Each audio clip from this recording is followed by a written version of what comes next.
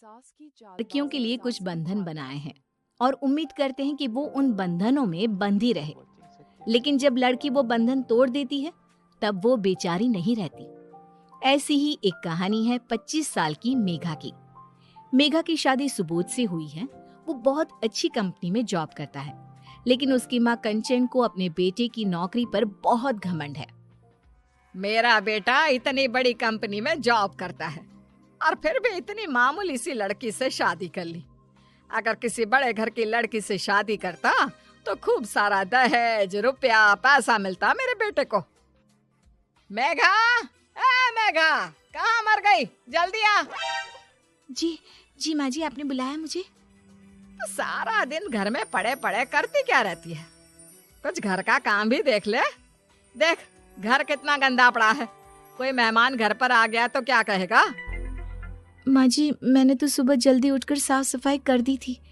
देखिए तो घर तो साफ है। मैं अपना खाना बनाने जा रही हूँ। बस तुझे तो काम ना करने के बहाने चाहिए। अरे मत कर कुछ काम, जाकर आराम से सो जा। मैं खुद कर लूंगी। बुढ़ापे में बस यही देखना बाकी रह गया था। एक तो काम करती नहीं, ऊपर से जुबान चला रही है। सास के बार बार ताने सुनाने पर बेचारी मेघा ने दोबारा से घर का सारा काम किया और खाना बनाने के लिए लेट हो गई। जब सुबोध घर पर आया तो खाना तैयार नहीं था। क्या हुआ मेघा? आज तुमने खाना बनाने में बहुत देर कर दी। तुम ठीक तो हो ना? इसे क्या होगा? बिल्कुल ठीक है ये। अरे बस सोती रहती है दिन रात। यह नहीं कि घर का कुछ काम कर ले। इस तरह कंचन मेघा को बहुत परेशान करने लगी थी। एक दिन कंचन ने सुबोध से कहा, सुबोध, मेरी मान तू अपनी पत्नी को तलाक दे दे। मैं तेरी शादी किसी अच्छी और अमीर घर की लड़की से करा दूंगी। ये मुझे बिल्कुल पसंद नहीं। ना तो ये कुछ काम करती है, ना किसी चीज का ध्यान रखती है। हमें कुछ ना कुछ तो करना ही पड़ेगा ना बेटा। माँ, कैसी बात करती हो आप? मैं मेघा से बहुत प्यार करता हूँ, उसे तलाक नहीं दे सकता। और आज के बाद मुझसे इस बारे में आप कभी कोई बात नहीं करेंगी, समझिए आप। सुबोध गुस्से में वहां से चला जाता है और कंचन सोचने लगती है, इस मेघा नाम की बला ने न जाने क्या जादू कर दिया है मेरे बेटे पर। आज मैं प्रण लेती हूँ कि मेघा को तो इस घर से और अपने बेटे की जिंदगी से निकलवा कर रहूंगी। एक दिन कंचन और सुबोध को पता चलता है कि मेघा माँ बनने वाली है। ये खबर सुनकर कंचन का गुस्सा 7वें आसमान पर होता है और वो सुबोध के मन में नफरत फैलाना शुरू कर देती है। सुबोध बेटा, तुझे मेरी बात पर यकीन तो आएगा नहीं, फिर भी मैं बता देती हूँ कि तेरी बीवी के चाल चलन मुझे कुछ ठीक नहीं लग रहे। वो घंटों घंटों तक छत पर रहती है और मोहल्ले के लड़कों से बात करती है। माँ, मैं पहले भी बोल चुका हूँ और अब भी बोल रहा हूँ, आपकी बातों पर मुझे यकीन नहीं है। अब कभी आप मुझसे ऐसी बातें नहीं करेंगी। मैं मेघा से प्यार करता हूँ, ये बात आपको क्यों समझ में नहीं आ रही?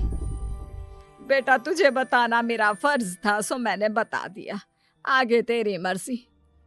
सुबोध को भले ही माँ की बातों पर विश्वास नहीं था, लेकिन उसके मन में मेघा को लेकर शक पैदा हो चुका था। सुबोध जब भी काम से घर आता तो कंचन किसी न किसी बहाने मेघा को छत पर भेज देती। एक दिन सुबोध ने मेघा से पूछा, मेघा, तुम सारा दिन छत पर करती क्या रहती हो? तुम्हें अपना और हमारे बच्चे का ध्यान रखना चाहिए। मैं सारा दिन छत पर तो नहीं रहती, जब माँ भेजती है तभी जाती हूँ। लेकिन आप ऐसा क्यों पूछ रहे हैं? देखो मेघा, माँ तुम्हारे बारे में मुझसे न जाने क्या क्या बोलती रहती है, लेकिन कभी भी मैंने उनकी बातों पर विश्वास नहीं किया। बस एक बात कान खोलकर सुन लो, अगर मैंने कभी भी तुम्हें कुछ गलत करते हुए देख लिया ना, तो वो दिन तुम्हारा इस घर में आखिरी दिन होगा। एक दिन कंचन के घर की लाइट चली गई और सुबोध के आने का समय भी हो गया था। कंचन ने मौके का फायदा उठाकर मेघा के कमरे में एक लड़के को भेज दिया और बाहर से दरवाजा बंद कर दिया। उसी समय सुबोध भी आ गया। माँ, घर में इतना अंधेरा क्यों है? और मेघा कहाँ है? लाइट गई है बेटा। तेरी बीवी अपने कमरे से कभी बाहर निकलती है भला? होगी अपने कमरे में, जाकर देख ले क्या कर रही है। सुबोध अपने कमरे का दरवाजा खोलकर जैसे ही अंदर जाता है, वैसे ही लाइट आ जाती है। कमरे में से एक लड़का निकलकर भाग जाता है। सुबोध गुस्से से मेघा से पूछता है, मेघा, कौन था ये और तुम्हारे साथ कमरे में क्या कर रहा था? मुझे नहीं पता सुबोध, मैंने भी इसे लाइट आने के बाद देखा। कमरे में इतना अंधेरा था कि मुझे कुछ दिखाई नहीं दे रहा था। माँ मुझे हमेशा समझाती रही कि तुम अच्छी नहीं हो, तुम्हारा कई लड़कों के साथ चक्कर चल रहा है, लेकिन मैंने माँ की बात कभी नहीं सुनी। मैंने तुमसे कहा था ना कि अगर ऐसा कभी हुआ तो मैं तुम्हें घर से निकाल दूंगा। सुबोध, ये क्या कहे जा रहे हो? ये सब सच नहीं है। आप मुझ पर शक कर रहे हो? मेघा ने अपनी सफाई में बहुत कुछ कहा, लेकिन सुबोध अपनी माँ के फैलाए जाल में फंस चुका था। उसने अपनी पत्नी की एक भी नहीं सुनी और उसको धक्के मारकर घर से निकाल दिया। अब कंचन का रास्ता साफ था। उसने सुबोध की शादी अमीर घर की लड़की सौम्या से करवा दी, जो अपने साथ बहुत सारा दहेज लाई थी। अब आई है मेरे बेटे के टक्कर की बहू। अच्छा हुआ उस कलमुही से मेरा और मेरे बेटे का पीछा छूट गया। सौम्या और सुबोध की शादी को कई दिन बीत गए। कंचन ने सौम्या को घर के काम में हाथ बटाने के लिए कहा तो सौम्या ने अपनी सास को 4 बातें सुना दी। माँ जी, मैं यहाँ आपके घर का काम करने नहीं आई हूँ। आप तो दिन भर लेटी रहती हो, थोड़ा काम कर लोगी तो आपका कुछ बिगड़ नहीं जाएगा। मुझे वैसे भी दिन भर बहुत काम होते हैं। कंचन को सौम्या की बात सुनकर बहुत बुरा लगा। उसे पहली बार मेघा की याद आई। वो बिना कहे सारे काम कर देती थी। इस तरह सौम्या जब देखो कभी अपनी सास से तो कभी अपने पति से लड़ती रहती। इतने दिन हो गए मुझे इस घर में आए हुए, लेकिन आप दोनों ने मुझे कभी चैन से नहीं रहने दिया। कभी बोलते हो कपड़े धोले, कभी बोलते हो बर्तन धोले। अगर यही सब करवाना था तो कोई नौकरानी ले आते। शादी करने की क्या जरूरत थी आपको? और माँ जी, आपने मुझे बिना ताने मारे कभी कुछ खाने को दिया है? जब देखो ताने मारती रहती हो। पता नहीं मेरे माँ बाप ने कहाँ फंसा दिया मुझे। हे भगवान, कैची की तरह जुबान चलती है इसकी। मेरी पहली वाली बहू तो कुछ नहीं बोलती थी, बस अपने काम से काम रखती थी। वो किसी गरीब घर की बेचारी सी लड़की होगी जिसने आप लोगों को इतनी आसानी से छोड़ दिया। अगर मुझे इस तरह परेशान किया ना तो मैं आप दोनों को जेल की चक्की पिसवा दूंगी। इस तरह सौम्या अपने पति और अपनी सास का जीना हराम कर देती है। सुबोध को ये बात सुनकर ज्यादा परेशानी होती है कि सौम्या कभी माँ नहीं बन पाएगी। एक दिन कंचन अपने बेटे सुबोध से बात कर रही थी। बेटा, तेरी दूसरी पत्नी तो बहुत खतरनाक निकली। मेघा कितनी अच्छी थी, तूने अच्छा नहीं किया उसे घर से निकाल कर। माँ, मेघा सौम्या की तरह बदतमीज नहीं थी, लेकिन उसका चरित्र भी तो अच्छा नहीं था। आप ही तो उसके प्रेम के किस्से सुनाती रहती थी मुझे।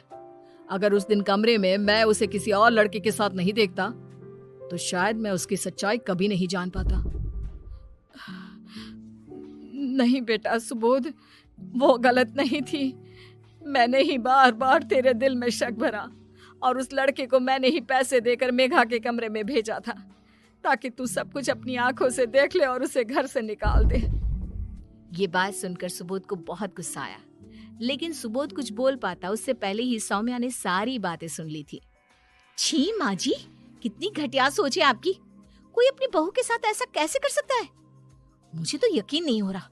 अब मैं इस घर में 1 मिनट नहीं रुक सकती। इस तरह सौम्या घर छोड़कर चली जाती है और अपने ससुराल वालों पर घरेलू हिंसा का केस कर देती है। सुबोध को हर महीने खर्चे के रूप में मोटी रकम सौम्या को देनी पड़ती है। इससे उनका अपना खर्चा भी पूरा नहीं हो पाता। मुझे अपने बेटे की नौकरी पर कितना घमंड था, लेकिन अब बेटे की नौकरी के पैसों से भी घर का खर्च चलाना मुश्किल हो रहा है।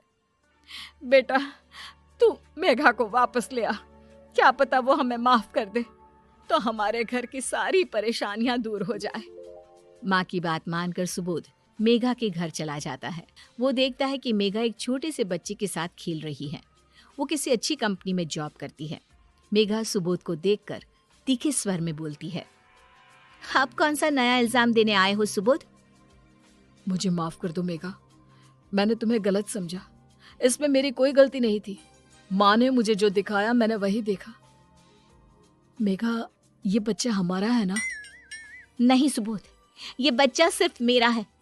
इसके और मेरे साथ तुम्हारा रिश्ता तभी खत्म हो गया था जब तुमने मुझ पर शक करके अपने घर से निकाल दिया था। मुझे माफ कर दो मेघा, तुम मेरे साथ चलो। तुम अकेले इस बच्चे को कैसे पालोगी? नहीं सुबोध, अब मैं नहीं आ सकती। अब मैं वो बेचारी मेघा नहीं जिसे तुमने घर से निकाला था। अब मैं अपने पैरों पर खड़ी हूँ। अपने बच्चे की परवरिश तुमसे अच्छी तरह कर सकती हूँ। सुबोध ने मेघा से बहुत माफी मांगी, लेकिन मेघा ने अपने आत्मसम्मान को ऊपर रखकर सुबोध को वापस भेज दिया। कुछ दिनों बाद सुबोध ऑफिस में उदास बैठा था। तभी उसे पता चला कि उसका नया मैनेजर आने वाला है। जब सुबोध के ऑफिस में नए मैनेजर की एंट्री हुई तो वो कोई और नहीं बल्कि उसकी पहली पत्नी मेघा ही थी। मेघा अब अपने पति से ज्यादा कामयाब हो चुकी है और उसने ये साबित कर दिया है कि लड़की बेचारी नहीं होती है।